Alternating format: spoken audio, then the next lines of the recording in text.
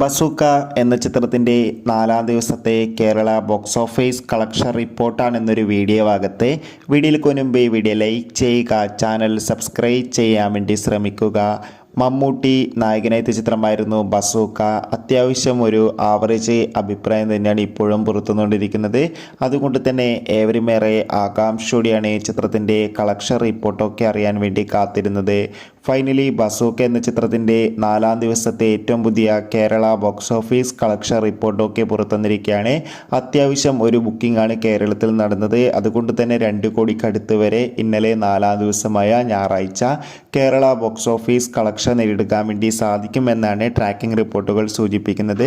കാത്തിരിക്കാം ബസൂക്ക എന്ന ചിത്രത്തിൻ്റെ കൂടുതൽ ബോക്സ് ഓഫീസ് കളക്ഷൻ റിപ്പോർട്ടിനായി. ചിത്രം കണ്ടവരുടെ അഭിപ്രായം തീർച്ചയായും കമൻറ്റ് ബോക്സിൽ രേഖപ്പെടുത്തുക. കൂടുതൽ സിനിമാ വാർത്തകൾ പെട്ടെന്ന് ലഭിക്കാൻ ചാനൽ ഇപ്പോൾ തന്നെ സബ്സ്ക്രൈബ് ചെയ്യൂ. അടുത്തൊരു വീഡിയോയിൽ കാണും വരെ ബൈ.